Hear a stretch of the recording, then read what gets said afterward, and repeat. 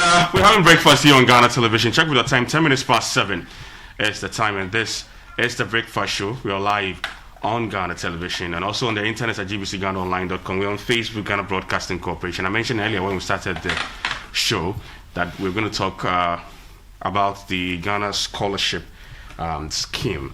And I have in the studio next to me Jesua Ifwa Gazy. She is the head education recruitment at the Ghana High Commission UK. Good morning to you. Good morning. Hope you're good. I am well. And thank you for joining us. Then we also have Kingsley Agyemang. Kingsley Agyemang is the Registrar Ghana Scholarship Secretariat. Good morning to you, Kingsley. Good morning. Hope you're also good. I'm okay. How are you all doing? Let me start with you. We are well. Very well. And how have you been within this COVID period? What should we say? Surviving. And thanking God for his mercies. Okay. I think that's the simplest way to put it. Kingsley, how have you been? I've been okay. I've been around when the overreaching objective of the management of the COVID is solid. The subjects will naturally follow, all will be fine. I mean, having the opportunity to have free water and electricity is something that was really has been good. Yeah, it's been good. So you the free that excites you? Yeah, of course, I mean. All right, let's start off. For someone watching us this one, we're wondering, what's the Scholarship Secretariat all about? Sure. The Secretariat, like as we may know, was established in 1960 after the exit of the British imperial power by Ghana's first president, Dr. Nkrumah. You know, after the British left, there was the need for Ghanaians to take our destiny in our own hands. True. So Nkrumah set up the Scholarship Secretariat right under the office of the president to train Ghanaians in various fields of endeavor, both locally and abroad, so that every sector of the economy could be taken care of. So the Secretariat in itself is a training hub where people are educated by giving financial aid.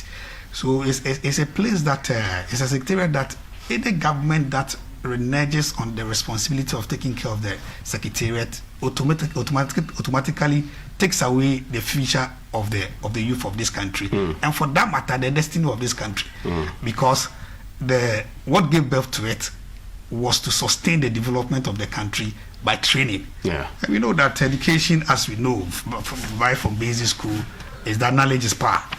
What it is that every natural resource that we have will go extinction one day. But the tenacity of the human mind is something that can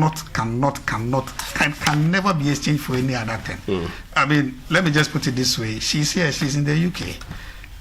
And I mean, let me be modest. In terms of manufacturing, production and stuff like that, the UK is not so known for it.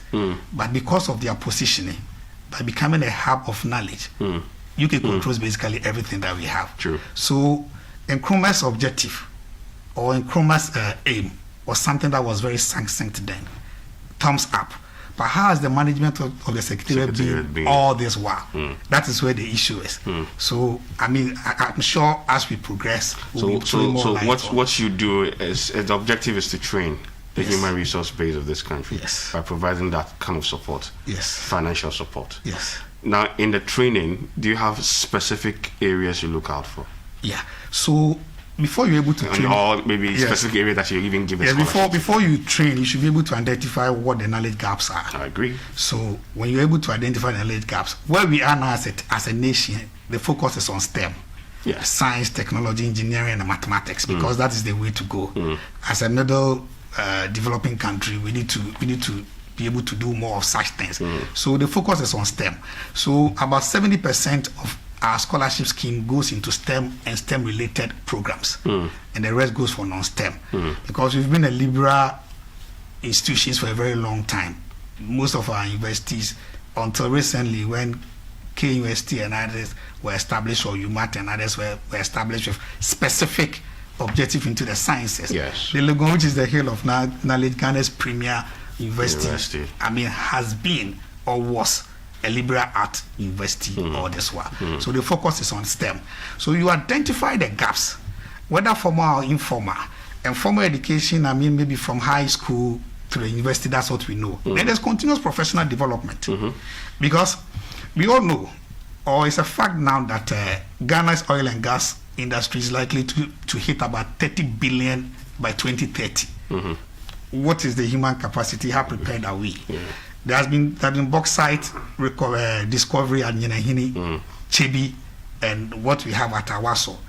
What is the human resource that needs to be marshaled in order to obtain the best out of this mineral? And a lot. So we cut across every sector of the economy. And as we progress, because there's a whole scheme established by His Excellency the President, that line of scholarship is what we call the institutional development scholarship. And I will throw more light on that if I'm giving that. Okay. Let me move to Jesua here. Now, in all this, where do you come in? So I'm in the UK. We are based in London at the High Commission. The High Commission offers us a space there. So when the students get the sponsorship and they enter the UK, on their funding letter, they will have our emails, our phone numbers. They contact us. So we are mainly there for part of the scholarships as support welfare for them. We go through verification of their scholarships as being authentic. We have our own registration program. We have our own welcome program. And there's another great program that we set up with the support of the registrar called the Foundation Program. Because you'd realize that you can be an A-class student in Ghana. The way we learn here, it's so totally different in some way from what they do there. So we had a history of having first-class students getting to the UK, and they're struggling. So through academics, Ghanaian academics who schooled in Ghana and who schooled there and now lecturing there, we set up what we call the Foundation Program. We take them through coming into the UK, learning in the UK, living in the UK. There are little things you take for granted, which gives stress to someone who's relocating to learn. So we do all that. And then when it comes to paying entitlements, so after registering, we contact universities, we get invoices. So we liaise with the universities, we pay tuition, we look after them, we pay living allowance on a quarterly basis. So you virtually, let me just put it on code, they are caretakers when they get there. Yeah, they are caretakers. And then so many things come up, people having issues, we liaise with their universities and all that. All right. How do you address those issues when people really, challenges in that to even locate their universities, have one or two welfare issues and all that when they get there?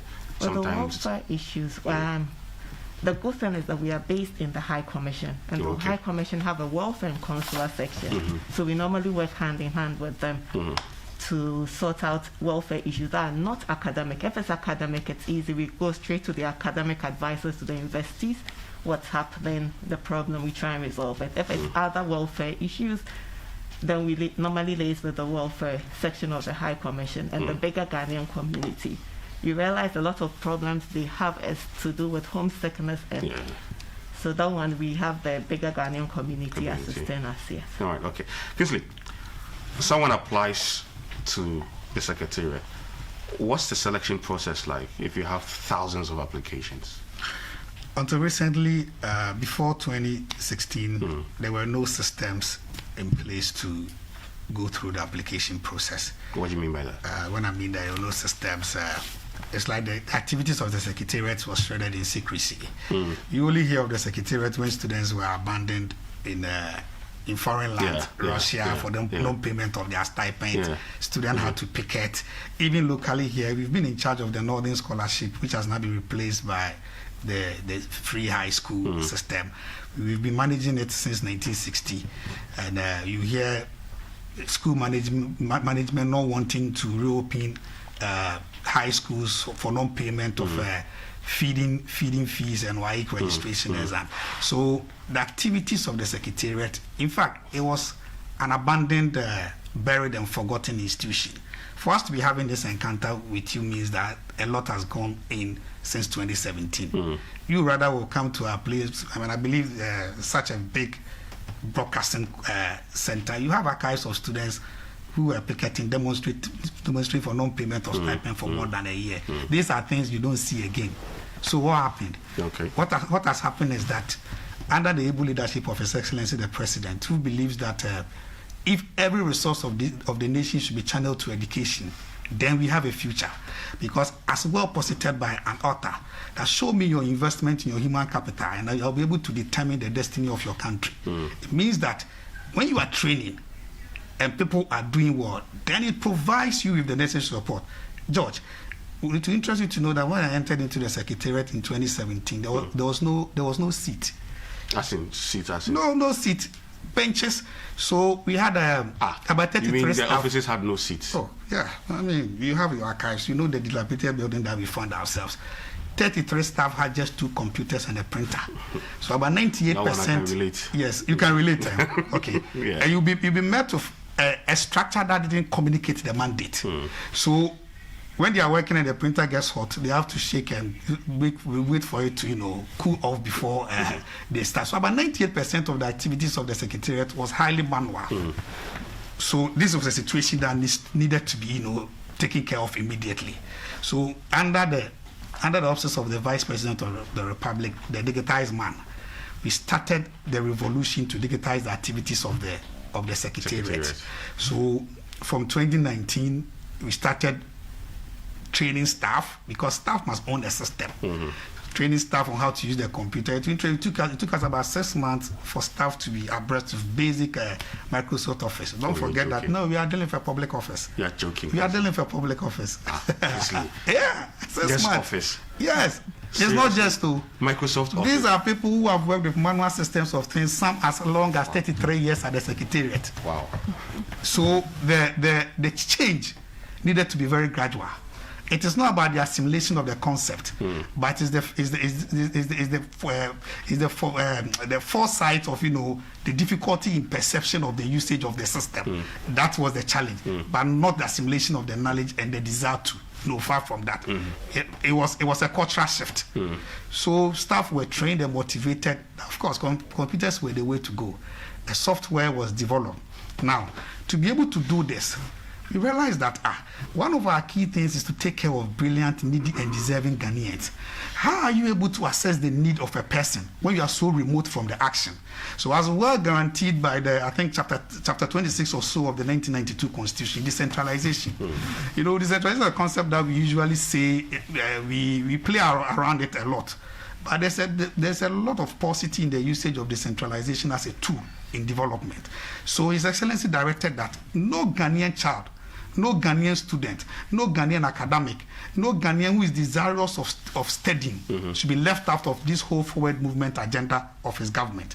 Therefore, we had to decentralize our activities. Now, you don't have much, so how do you decentralize? And we realize that it's not about brick and mortar. So we set in every district, all the 270 districts across the length and breadth of this country, we set in every district what we call the District Scholarship Review Committee. The District Scholarship Review Committee is made up of the MMDC of the area, the director at the Ghana Education Service of the district, the MP of the district, the traditional authority that is very dominant within the district also has a rep, and 2 other people appointed by the Scholarship Secretariat. Why do we bring traditional rulers into this? Before the British came, our forefathers and our chiefs had a system of schooling. You can therefore never have any strategic or anything on education and leave out our chiefs. So the mandate or the functions of the committee is to make scholarship calls, make announcements within their administrative jurisdiction by using the various district channels, either the ISD, your partner, and now in every community there's this information system in almost every town. Big announcements at the funerals, at the churches, at the mosque, so that everybody within the district gets to know that there's something happening. This was something that was not in existence. So that at least you can spread it and have people all over the country who can apply. Yes. And when that application is done, when that application, now the application is not even done manually. The application is also digitized. So the announcements are made. The student or the applicant goes online and do the online application. By going to www.scholarshipgh.com. When you make that application, the application is in 3 sections. It will ask you a lot of details about yourself, your schooling, blah, blah, blah. You have to upload necessary documents like your transcripts and stuff like that. When that is done, inbuilt in the system is what we call online aptitude test. So you'll be made to, as soon as you are done with the registration, you move to the next session. You'll be made to undertake an online aptitude test. When you pass the online aptitude test, a code is generated for you, and you have an immediate feedback saying that your application has been successful and that your aptitude, you score so and so in your aptitude test, and that the district that you selected in the registration process, you have to wait for a time and a date where you appear before that district scholarship review committee for a discussion like one we are having here. Okay. So when the time is up and you appear before the district that you selected, district scholarship review committee, each of the panel members has a palm top device like what you have, like an iPad. That the scoring is in, I think, 4 matrices over 20. So Kingsley Agyemang, who chose, let's say, Buakwa South Municipal Assembly, appear before the Buakwa South Municipal Assembly Scholarship Review Committee. And I'm interviewed and I'm scored by all the 7 members independently. So when they are done, before I leave for EFWA to come, the system automatically will calculate my average score and to hit the national database. Okay. We replicated this in all the 270 districts of the country. At the time of the application, about 285,760 students applied. And this application is for those in the tertiary enclave. For tertiary, I mean any post-secondary school institution, whether private or public, all the way from certificate awarding to PhD awarding. Okay. So this was the cluster. Now, we then move to a stage where we have to score based on the budget that we have. Now, all the applicants appear before the District Scholarship Review Committee. The interview results have hit the national database. We now move into the next phase of the system. The system now is to look at your budget, your budget spent, or what you want to spend for the year, and see all the 278,000 or so, what the amount is. So you do that and realize that it runs into billions of cedis. But let's say your budget line is about, let's say, 80 million Ghana cedis for that particular line of scholarship. So this is what you do. You begin to prioritize based on the scores. You know, priority is being given to the STEM-related programs. Priority, again, is also given to those whose financial needs are very, very, very crucial. Priority is also given to people living with this one form of disability or others. So you trim it down. So out of this amount, you realize that about 70,000 or so must be eligible for the scholarship for this academic year. Again, you see that your budget line is also a problem because we want to be disciplined. We do not want to create debt like that was created the last, because I inherited debt of about 230 million for non-payment of scholarship commitments and stuff like that. Oh, it's bad. You would have heard it long ago. That was not the case. But in fact, that debt helped us. Okay. It helped us, and I'll come to it. I don't know. So you trim it down to meet the budgets that you have. Yes. And then you get the final list. Sure. And then you move to EFWA. No, this is the local one. This is the local one. Okay. EFWA also follows the same system. Just that EFWA, before it moves to EFWA, it goes to the high committee. It goes to the various missions. Various missions in Ghana here. So the registrar will produce a letter, a financial guarantee letter, to whichever embassy, whichever country the student or the Ghanaian is going to study. And if it's in the UK, then definitely it's going to EFWA. Yes. If it's going to the Shingen areas, then it's going to Jojaba. Okay. If it's going to the Americas, then it's going to Janet. If it's going to the Australia, it's going to Nana and Co. So our letter goes to the embassy, so that before the student, at the time the student is even filing the application, that letter is very key. In fact, that letter even goes to the school before a CAS is generated for the interview to be granted at the embassy here in Ghana. And this was a situation where people were taking undue advantage of. Unscrupulous people were coming in. We have digitized that process again too. And it is very difficult for anybody to infiltrate the system and do as they wish. We have had a time where the signature of the registrar was cloned. And I was actually going to ask you for okay. a bit too. Whether, I mean, in all these dealings, you've had any correspondence that did not really tally? Based on a few. Okay. There are a few that comes up. As Kingsley said, it's very easy to pick them out. Before the universities issue the CAS for the visa for the students, a lot of them will contact us to verify if it's an authentic letter from the Registrar of Scholarships. So that's one way we weed out the fraudulent ones. So when that happens, you get in touch with Kingsley? When I get it, I definitely get in touch with this office that have received these lists. Are they all from you? Before we go back to the university that yes, it's coming from us, we own the student, so you can go ahead and issue the pass. When students get there and you facilitate whatever you have to do for them and with them, are they allowed to also work while schooling?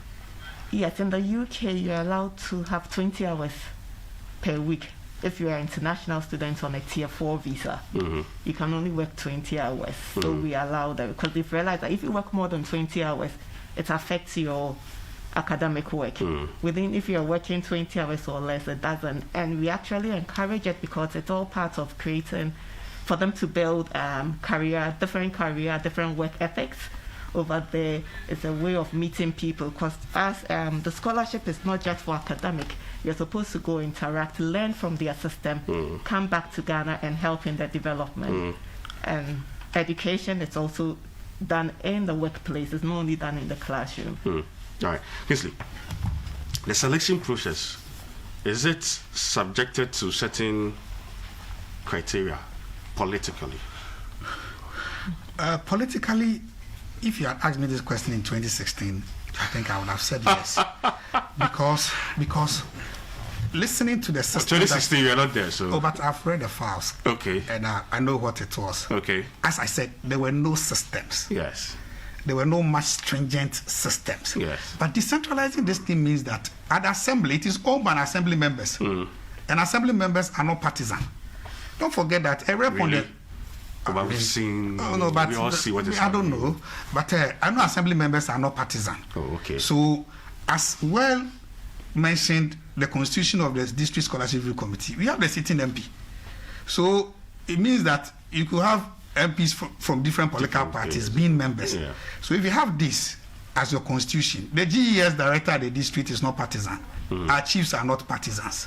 So, the system that we have put in place does not encourage chronism, as it used to be the case some years ago, that if you did not hoist a particular flag and your name was not a particular name, you could not even apply for scholarship and you will not be considered. So this has really helped, because the idea is that every Ghanaian child, whether you are living in Bole, whether you are living in Chebi, whether you are Tesiaka, Bomponsu, Bodi, Dodi Papaso, you should be given the same level of opportunity as a person in Accra. So you mean, since you came in, there's not been anyone getting scholarship that is being subjected to a political party? Or No. Not at all? No. You see, before I came, yes, the activities of the Secretariat, which was more or less supposed to be a public service or a civil service role, etc., is watching me. You have to carry everything to the Chief of Staff, who was the political head. Before you came? Yes. Now, under the able leadership of the first ever female Chief of Staff of the Republic, that is not the situation again. My office is under the office of the President. Yes. So the activities of who gets it, it's not controlled politically. But your office is still under the office of the President. But what can I do? What can the office do? When somebody at our Municipal Assembly, if the constitution over there scoring and hitting a national database, what can the political officer in Accra do? You can't do anything. It is based. Scholarship is for the people. It resonates with the people and it comes up. You can't do much. If a person is doing medicine at KNUST, appears before the Ekunfi District Assembly, scores 17/20, and you say you can give a scholarship to. You can't say that. And the person, you are not allowed to upload a political party ID card. Yes. So it's highly non-political now. Okay. But I can relate. If I'm to do the scholarships of the Cuba in 2012, I can relate that it was politically and tribalistic dominated based on the data that is available to us. But that is not the case now. Right. So now you get them, you give them the scholarship and all that. Let's say some of them travel out to the UK, and just as A4 has said, they are allowed to have 20 hours. 20 hours, yeah. But you still give them stipends? Oh, yes. The scholarship commitment is total. is for the payment of tuition and maintenance. Tuition of whatever amount. For maintenance, those who live in London, I think it's £1,236 a month. 1,265. 1,265. And those outside London is £1,015. So this money is given to the students? It's only when they get there, she was explaining her process. When you get there, you register, and then the school will send us an invoice. If you are not in the school, you will never receive an invoice. So all these are checks and balances. And then you open a UK account. You can only open the UK account if you're in the school and the school has given you a letter. So we pay into your UK account. Okay. You know, previously they were paid even before they embark, and some didn't even embark. Yes. And they took the money. So these were the systems. That were these systems. These are those systems that you can call systems. It was like freebies for certain categories of people to they were just exploiting and taking advantage of. And when the scholarship is given as more than a year, the scholarship is renewable every year. And the renewal is based on good conduct and good academic performance. Okay. So it means that if you're on a 4-year program and the first year you don't do well, if it's local, what you do is that we renew your scholarship with a caution. If the second year you don't do well, you are taken off the scholarship and you'll be made to refund to the state. Oh yes, but you've caused financial losses. Oh yes. Oh yes. You've had such instances. Yes. We've had instances where even those who travel abroad, we had to cut their scholarships for them to come down, because before they embark, they are allowed to go through a guarantee system or a bonding system. Okay. And that we will call your guarantors to come and pay. We'll roll some pictures quickly on the screen, but just a quick one on the stipends. But if they are allowed to work and they're making some money, why give them money again? Oh no, it's just 20. All right, so these are some pictures on the screen now. Okay. Yes. It's just 20 hours. This is UK? I think this is Israel. This is Israel. Yes. Oh, okay.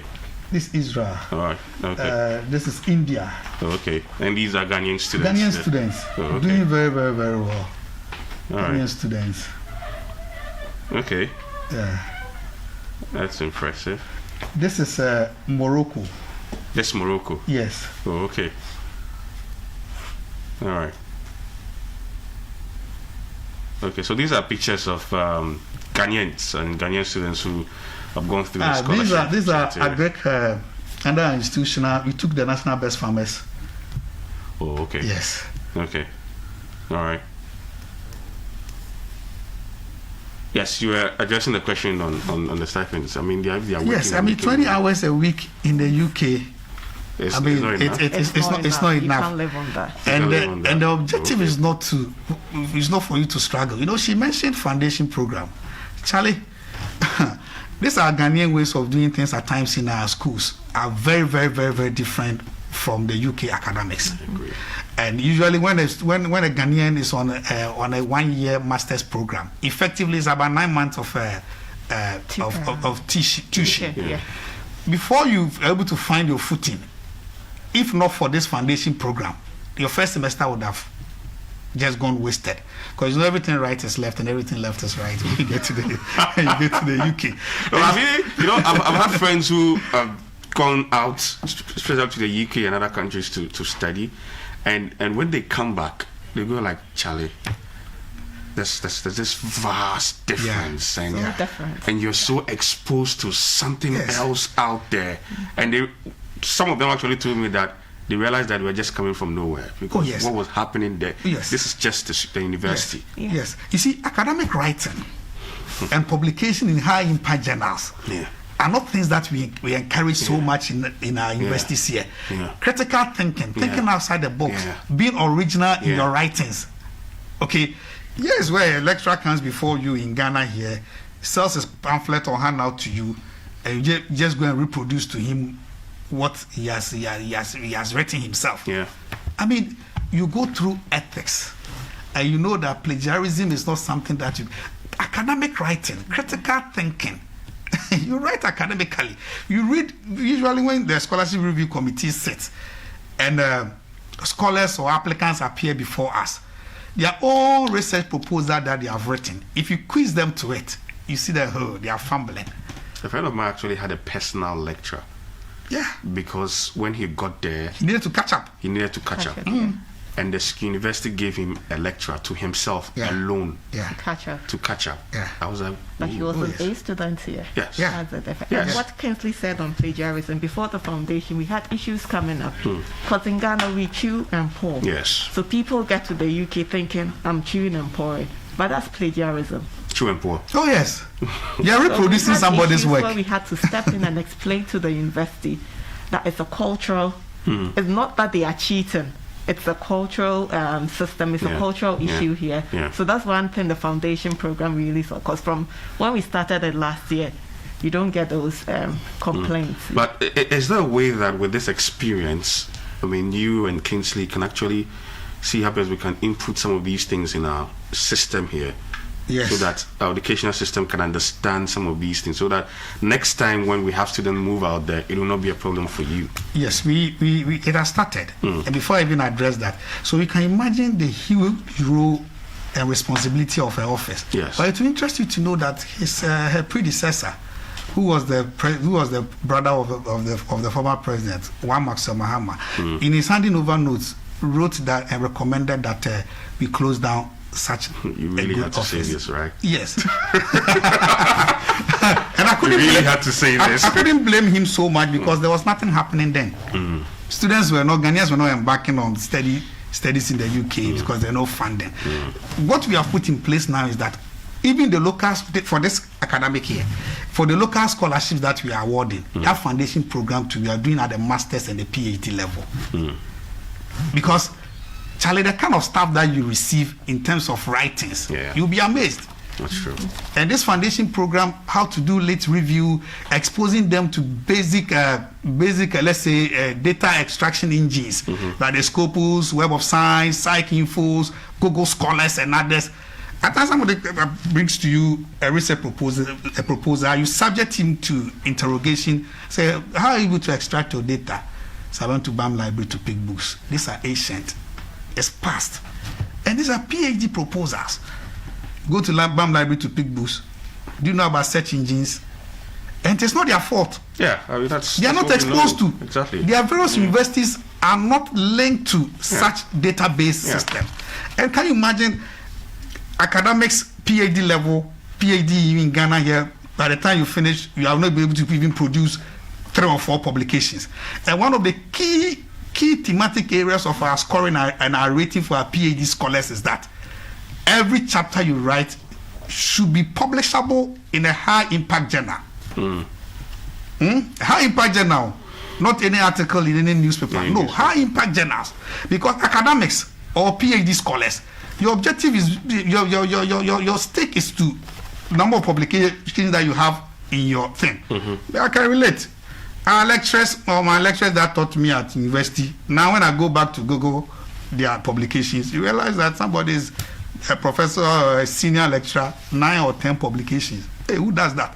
Even in the UK, the kind of system that you have put in place now, every chapter, so let's say if you are doing 4 chapters, it means that by the time you finish, you should have at least 4 publications. Yeah. Because your systematic review is something that can be published. So it's publication. But I just hope that with this experience, at least we are influencing our system here. So yes. We get to know what's also happening there, so that we're not totally left out. Yes. So if someone is done with the entire program and the person decides to run, what happens? You have your, as Kingsley said, you bring guarantors and you are bond, so your guarantors will have to pay. Oh, okay. The guarantors in Ghana. In Ghana. And even now, there's a lot of encouragement, and they are not running because usually they will want to run because there's nothing to come home to. Together with the review of his place was even Ghana Investment Promotion Council. We have set up what we call a labor bank.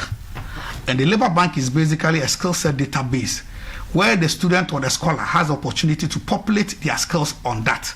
And don't forget that these are students or these are scholars who have been sent strategically. So even before they come back, they've built the right networks. These are lecturers. Let me use an example for our energy sector. We send most of our energy students to, let's say, Aberdeen. Yes. And at the University of Aberdeen, I know one of them. Yes. Okay. Good. University of Aberdeen has had about 525 years in energy and energy-related courses. They are the best recruiters of Chevron, Shell, Vivo, and others. So even by the time they come, these lecturers are making recommendation to potential recruiters to take care of them. This was a system that was not in place hitherto to be taken over. So there's enough reason why the students will even have to come. And with a close collaboration with the UKVI, the Home Office, Master, if you run and want to catch you, we'll catch you. Oh yes. Is it that easy? Oh yes. Okay, and what if the person wants to stay on? You can't stay on. You can't stay on. You can't stay. What if the person Unless has got... there are few who requested, they came in for masters and they finish and they get a doctoral program at Cambridge with Cambridge paying. Of course, they will be released to continue school. But after they finish... And in that case, the university will request us to issue a no objection letter. Okay. Yes, because you see, when your time is up, your BRP expires, your bank accounts and everything, you have to live illegally. It will be difficult for you. And a person who has been exposed to such a system, it will be absolutely preposterous for you to stay illegally. When you can come to Ghana, either you want to advance into academia and do an advanced program, which you can go. Okay. Rather than staying illegally and always be on the run. What if the person can take care of himself and just live on his own? No, under your bond, you have to come back and serve at least 3 years. Oh, Yeah. okay. Yes. You've been sent there with taxpayers. Okay. So So you you have to need to come and develop. But your nice experience that you have, won't you come and share with us? Oh, okay. A person from Esiakwa who has an opportunity to go abroad, won't you come and do boga small for us to learn from you? You have to come. Okay. All right. So in a day, Kingsley, how many... not even a day. If you are processing one scholarship, how many people like this do you look at? Let's say in the batch of people you are sending out based on scholarship. The foreign one.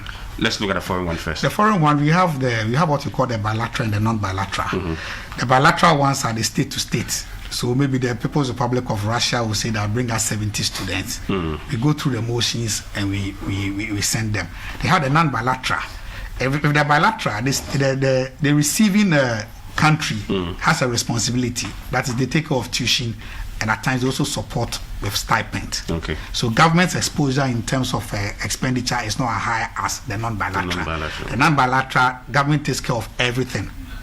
So that one is based on a budget allocation for that budget item.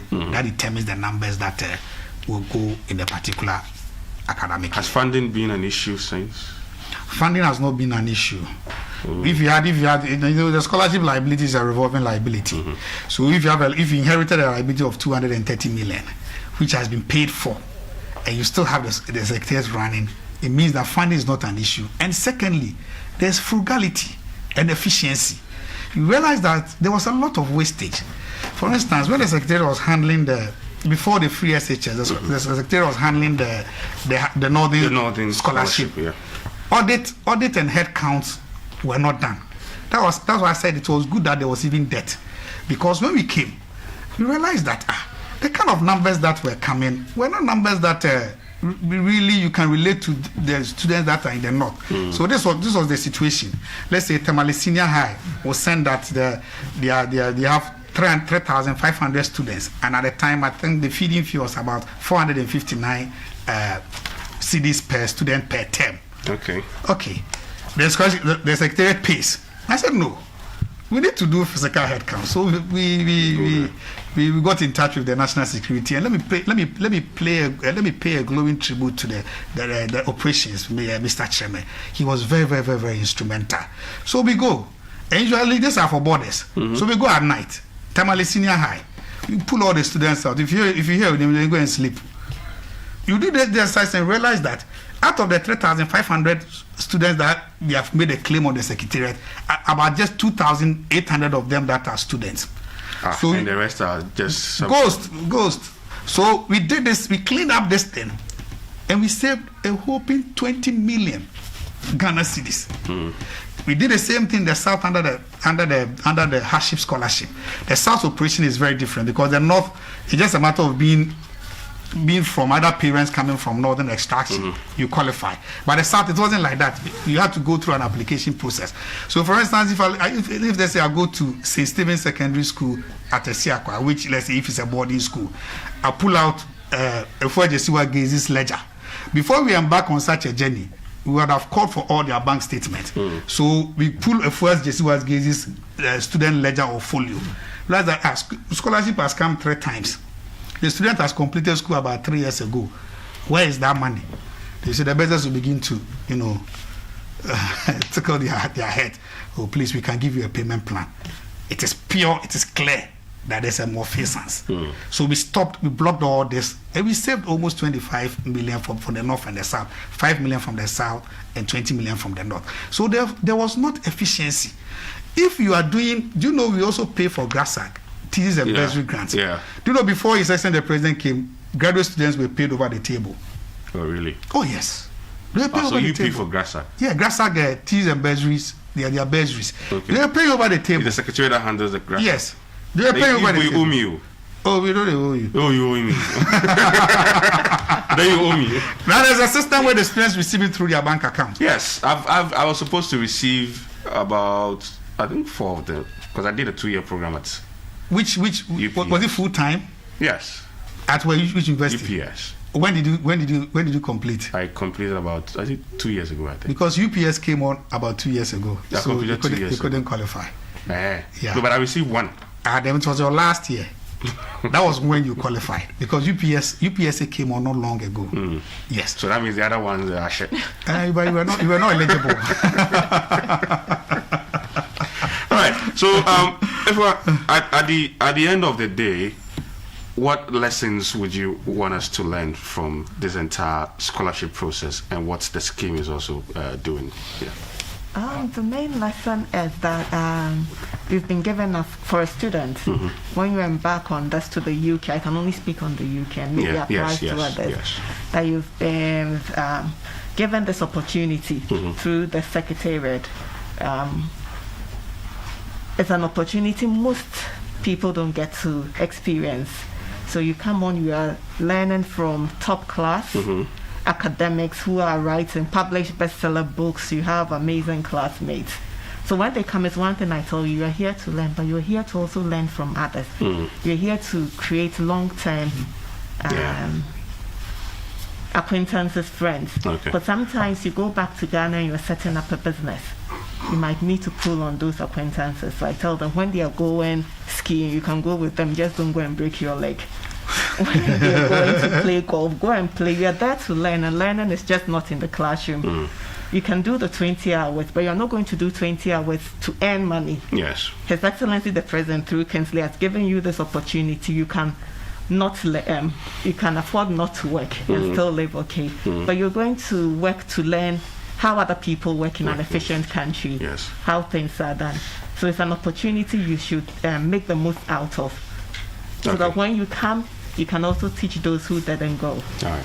Okay. Kingsley, what lessons would you like us to learn? I'll say that if there's any time, if there is a better time to have a form of education, it is now. Okay. Because now the environment is very salubrious, and things are okay. Everything is working. This is the best time to be a student. All right.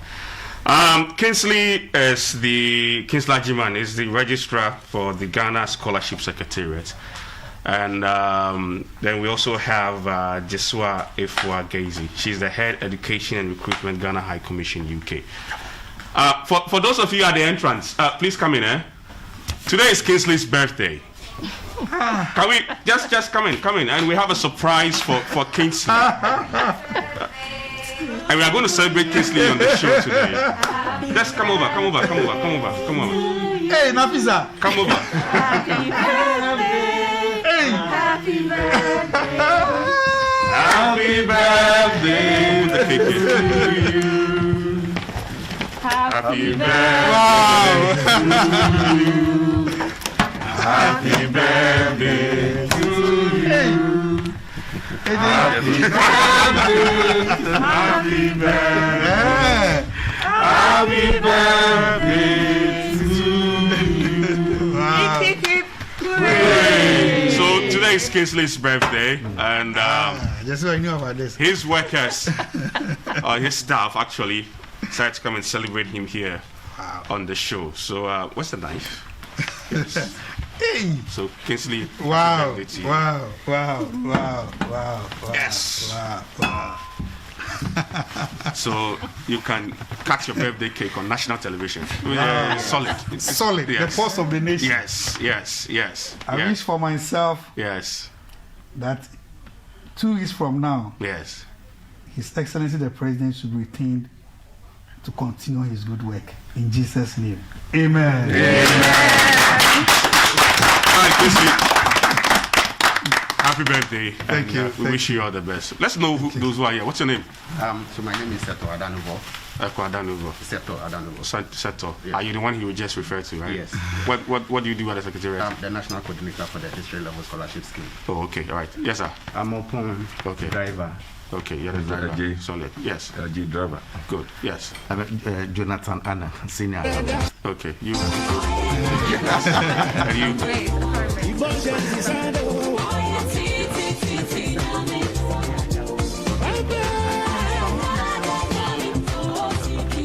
Thank you very much, and happy birthday to you.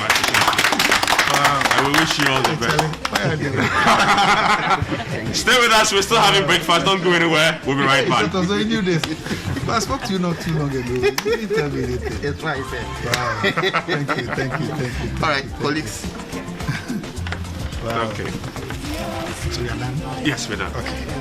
All right. I'm told to just speak your final words. Let me just get The Electoral Commission announces that the presidential and parliamentary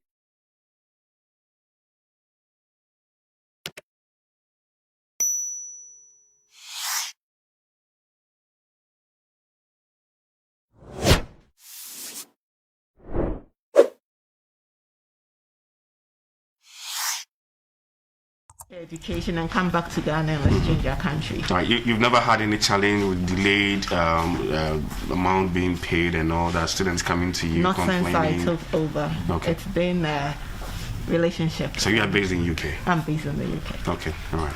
That's why I can get there. Yes, Kingsley.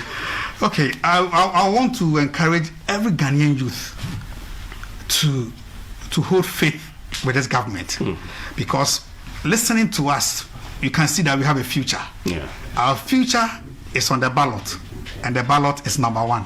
Let all of us rally behind our president to do more for Ghanaians.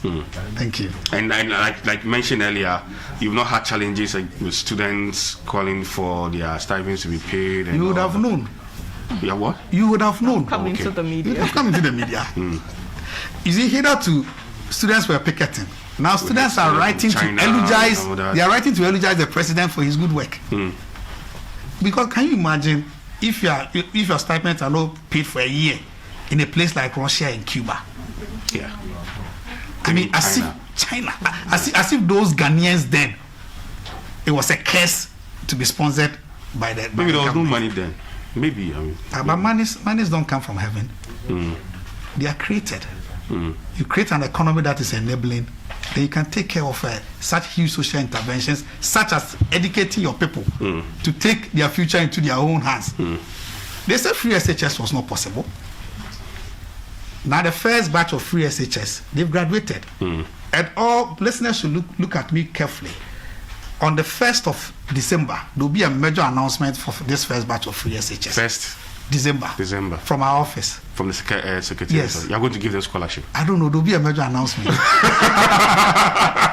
And that's what you do. You're going to give them scholarship. I said there will be a major announcement. You're going to give them scholarship. There will be a major announcement, a good one at that. But that's what your office does. So Okay. You're going to give them scholarship. Those are your words, not mine. No, but that's what you do. Kingsley, thank you very much. Thank you so much. We Thank wish you you so all the much. best. Thank you so Thank you very much. much. Thank you Also for wish you all the having best. I have plans of becoming the president of Ghana. Wow. So when I move into action, Sure. I think I've seen some potential in you. I'll see if I can just get you on board. Amen. Don't mind me. Stay with us. We're still having breakfast. We'll be right back. Don't go anywhere.